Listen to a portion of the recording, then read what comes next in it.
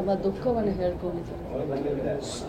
ಇಂಥ ಒಂದು ಸಂದರ್ಭದಲ್ಲಿ ಒಂದು ಜವಾಬ್ದಾರಿ ಸ್ಥಾನದಲ್ಲಿದ್ದಂಥ ನಾನು ಕೂಡ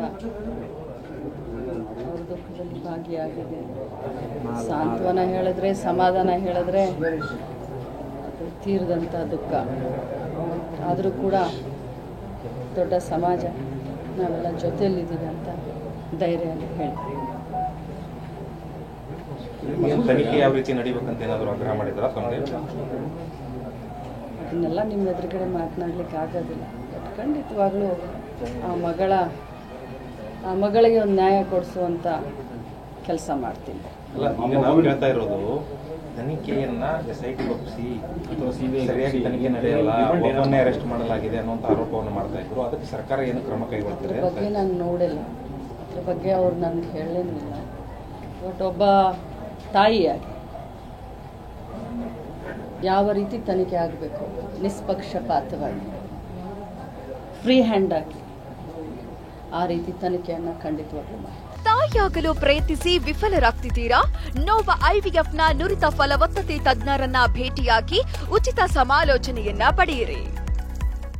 ಯಾಕಂದ್ರೆ ಪರಮೇಶ್ವರ್ ಅವರು ಇದೊಂದು ಆಕಸ್ಮಿಕ ಘಟನೆ ಅಂತ ಹೇಳಿದ್ದಕ್ಕೆ ಅವರ ಪೋಷಕರು ತೀವ್ರ ನೋವನ್ನು ವ್ಯಕ್ತಪಡಿಸಿದ್ರು. CM ಹೇಳಿಕೆ ಕೂಡ ನಮ್ಗೆ ನೋವಾಗಿದೆ ಅಂತ ಹೇಳಿದ್ರು.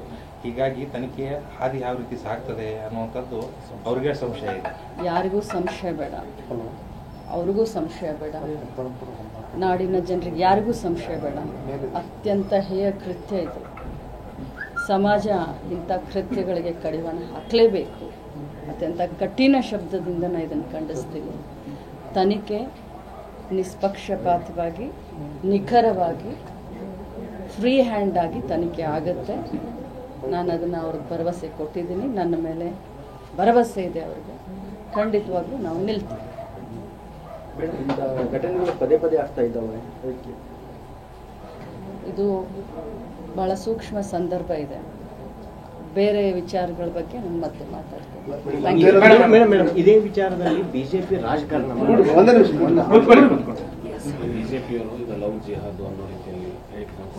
ಕಾನೂನು ವ್ಯವಸ್ಥೆ ಸಂಪೂರ್ಣವಾಗಿ ನಾನು ಒಂದೇ ಮಾತನ್ನ ಹೇಳ್ತೀನಿ.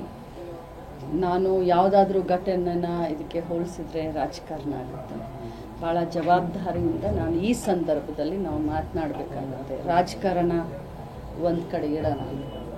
ಆ ಜೀವಕ್ಕೆ, ಹೋದ ಜೀವಕ್ಕೆ ನ್ಯಾಯ ದೊರಕಿಸ್ಕೊಡ್ಬೇಕಾಗಿರೋದು ನಮ್ಮ ಕರ್ತವ್ಯ, ನನ್ನ ಆದ್ಯ ಕರ್ತವ್ಯ. ನಾನು ನಿಮ್ಮ ಸಹಕಾರ ಕೂಡ ನಾನು ಬಯಸ್ತೀನಿ, ಮಾಧ್ಯಮದ ಎಲ್ಲರ ಸಹಕಾರ ಕೂಡ ನಾನು ಬಯಸ್ತೀನಿ.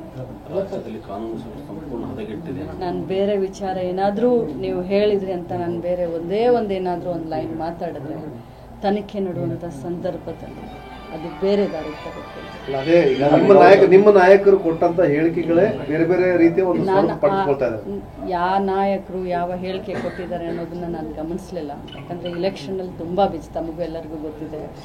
ಮಗ ನಿಂತ್ಕೊಂಡಿದ್ದಾನೆ, ಭಾಳಷ್ಟು ಇದ್ರಿದೆ. ನಾನು ಅದನ್ನು ತಿಳ್ಕೊಂಡ್ತಂದೆ. ನಮ್ಮ ಪಕ್ಷದ ಪಾಲಿಕೆ ಸದಸ್ಯರು ಅವ್ರು ಏನ್ ಹೇಳ್ತಾರೆ, ನನ್ನ ಮಗಳಿಗೆ ಸಾವಿಗೆ ನ್ಯಾಯ ಸಿಗದೆ ಇವತ್ತು ನಾನು ಆತ್ಮಹತ್ಯೆ ಮಾಡ್ಕೊಳ್ತೀನಿ, ಮುಖ್ಯಮಂತ್ರಿ ಮತ್ತು ಗೃಹ ಸಚಿವರ ಹೆಸರಲ್ಲಿ ಬರ್ತಿಸ್ತಾರೆ ಅಂತ ಹೇಳ್ತಾರೆ. ನೋಡಿ, ಹಿರೇಮಠ ಅವರು ನಮ್ಮ ಸಮಾಜದವರು, ನಮ್ಮ ಪಕ್ಷದ ಕಾರ್ಪೊರೇಟರ್ ಇದ್ದಾರೆ. ಎಲ್ಲ ರೀತಿಯಿಂದ ಅವ್ರ ಬೆನ್ನಿಗೆ ನಾವು ನಿಂತ್ಕೊಳ್ತೀವಿ. ಅವ್ರಿಗೆ, ಅವ್ರ ಮಗಳಿಗೆ ನ್ಯಾಯವನ್ನು ಕೊಡಿಸ್ತೀವಿ.